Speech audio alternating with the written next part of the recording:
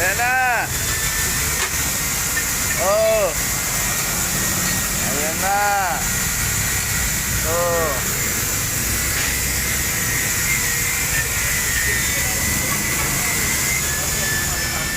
Ayan yung makina mo. Oh, ayan na. 4034.